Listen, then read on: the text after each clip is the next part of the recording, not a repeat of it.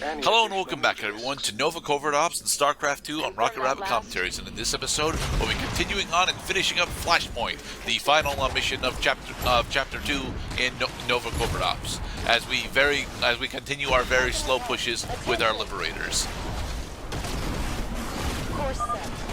It is appropriate for this level that the premise of this level is it is a conquered world. Is that it's not like they're protecting something precious. There are abstract things of significant worth here, but not tangible ones. If there were tangible ones, the Zerg would be putting up much more of a resistance. To be perfectly honest, the Zerg are only still here because they're amassing biomass.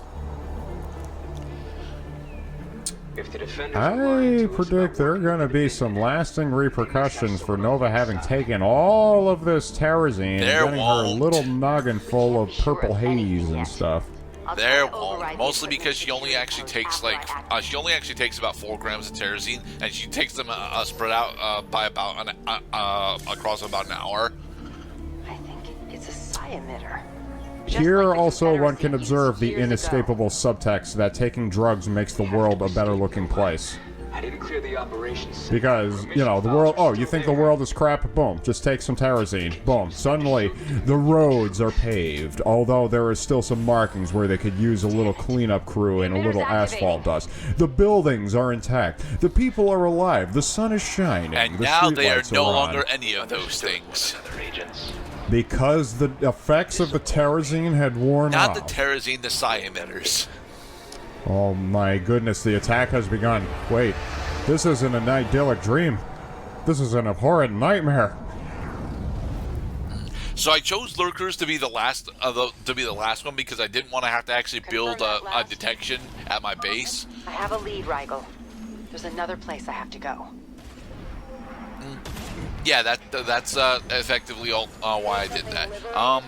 I also chose Broodlords to be the last one because, I was building Liberators, so, yeah. Annotations Gerda mentions a relatively small plot hole that will never actually be addressed.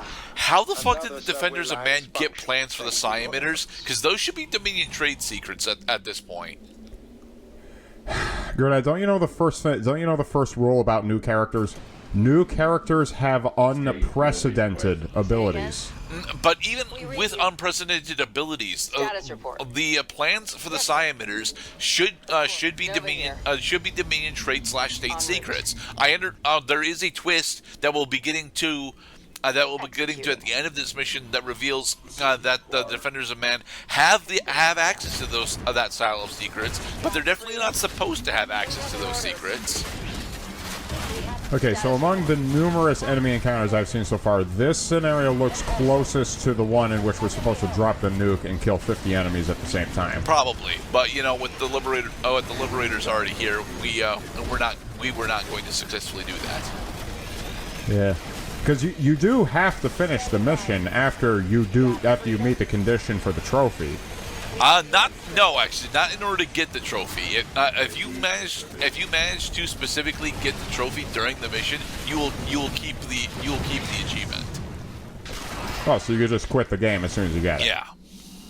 Nice. I like that. Is that really the correct move for the game? Is to say, well, you've done it. You can consider yourself accomplished now. In the case of Starcraft, where missions can take as long as 15 to 25 minutes, I say absolutely yes. Liberate the player to just end the mission. They got what they were looking for. Let them move on to something else instead of just, for the formality's sake, see the mission to the end, even though meeting the condition for getting the trophy in the first place probably put them at a disadvantage. And because of that disadvantage, they may have difficulty actually following through and ending the mission correctly. To be perfectly honest, I do enjoy the ability to just skip out on a mission after I've gotten the achievement. However, a majority of missions, specifically through Wings of Liberty and Legacy of the Void, are designed around their achievements being effectively either alternate playstyles or alternate win conditions. Well, it definitely makes a way of cutting minutes out of the mission if all you're doing is just completing one objective. Hey, we got our nuke back. Haha. Hey, do you guys want to see the Scooby-Doo ending? Yeah, get the Scooby-Doo trophy. But wait, don't you want to see the Super Happy Fun Time ending? Get the Super Happy Fun Time ending trophy. Attention! Commander. We read you. Okay, so now we just need Nova to go over there and pick up the experimental weapon. I think this is the plasma rifle, which, to be perfectly honest, isn't actually a bad weapon, but it's one that I straight up do not use. My thanks, Nova. This will greatly assist with my weaponry research. You're welcome, Rigel. The experimental weapon. And here we have handed it to the experimenter. Alright. This is a decent amount of Zerglings and Hydralisks, but that also is a decent amount of Hydralisks and Zerglings. And when they have all successfully been slain. Waha! And now that we've gotten the Monty Python constabulary to get off their asses and say, hey, what's going on here then, eh? We have defeated the enemies that were trying to wipe out our base. The attacks have been few and far between, but they're getting more dangerous. Well, let's throw a nuke at the startup, because yeah, yay! Don't know what it is? Throw a nuke at it. Yeah. Not sure what's over there? Throw a nuke at it. You know what's over there and you don't want to deal with it? Throw 2 nukes at it. Want to make them poop their pants? Yeah, you know what to do.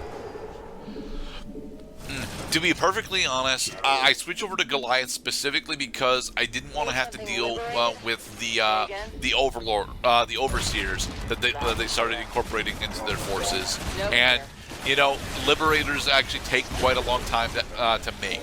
So having something that has got a dedicated anti-air weapon is much easier to replace.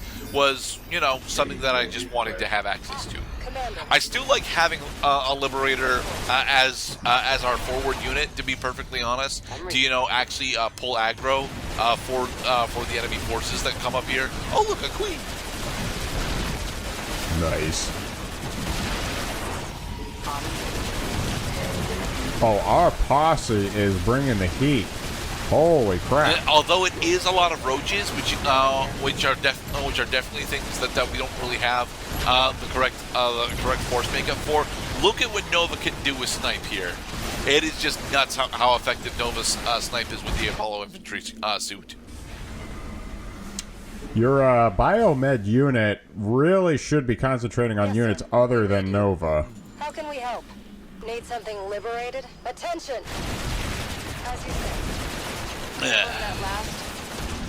Yeah, Annotations Gurdet calls me out on the fact that I'm not actually good at macro, and I'm okay with some aspects of micro, but not nearly as many as I'm supposed to be. It is good to acknowledge one's weaknesses, as well as actively exploiting one's strengths. On the subject of weaknesses and strengths, I did have that lucid sensation of, my god, is this what it's like to go up against an inept StarCraft 2 player who just leaves his units all over the place and doesn't micro anything? Because that's what these guys do. Every Zerg that we've run into in our search was just standing around and waiting for us to show up with no imperative or no direction whatsoever. Yeah. That's what bad StarCraft players do, is they leave their players alone, they leave their units alone, let them twist in the wind, and those neglected units are going to get wiped out because a more active player is microing their units, they are setting directions and coordinates, and they're wiping out everything on the way because it's an organized fight unit. Right. So, StarCraft 2 campaign finally teaches you the important thing is if you have units, organize them. Yep. If they're on the field, use them. If you haven't made them yet, make them. Alright. Okay, Nova. one of the smaller things that annoys me about this mission specifically is that we have to actually rip out the entire bases here before we're actually allowed to go into, before we're actually allowed to go and finish the mission. Have you on screen. As you say, we're returning fire. Status report. Must get drug-using lady to landing zone. Because I noticed as we've been going through the flashbacks that we keep selecting a different species of Zerg each time, so there's still one left to pick. Although no, actually there is not, because we picked Lurkers and Broodlords as our last one, so. Right, because they've been letting us pick 2 at a time. Picking 1 was just a practice round, but you're gonna have to double dip there, Missy. But it's honestly fine. We didn't actually bother to go and kill the Greater Spires or the Lurker Dens. So There are still Zerg here. It isn't safe. but to search Nova, the area until there will be significantly less Zerg here by the time you're out, and then we can just leave. See? They're here. The mission. So that's the game's way of telling you that you have to be in a safe environment in order to have these cutscenes. Yeah. Huh. What the hell happened to all the units that were around us? No, they don't count anymore. Because this is the end of the mission.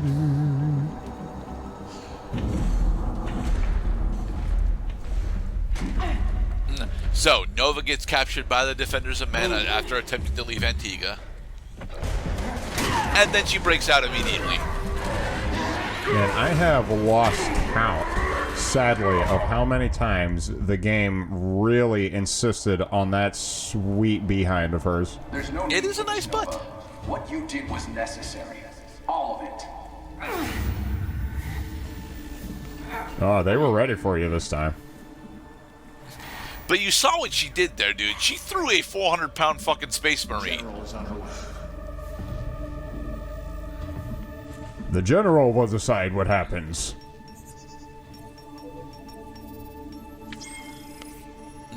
Manual override. So, the mission at the very start of the campaign? Yeah, that was from Nova. I don't know how we can restore her cooperation. She sent it to herself? Yep. I see. Nice. Thank you, closed captioning, for giving away the spoiler. Begin re-education. Well, who the hell is this bitch? General Davis has shown up a couple of times throughout the campaign, specifically as a background character. But yeah, she is the one. She is the one that is funding and working with the Defenders of Man.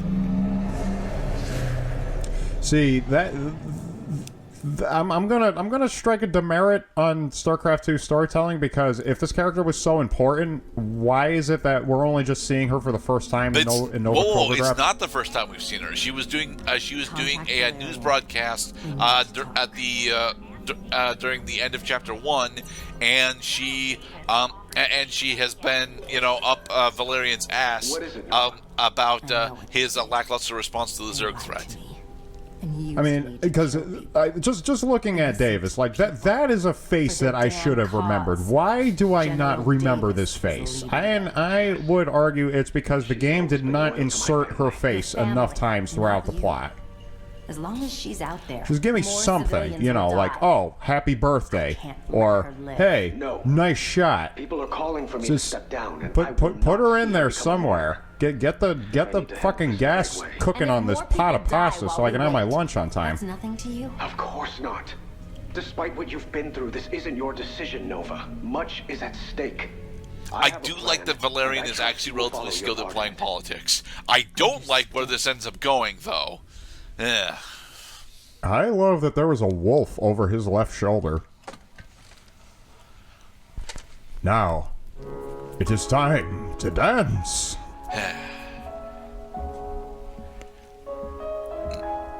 And in the next episode, we will start Act 3 of Nova Covert Ops. This is Valerian Mengsk. I wish to step down as Emperor of the Dominion. Davis. Fucking why, Valerian? South Park writers have come up with better character names than that. Universe.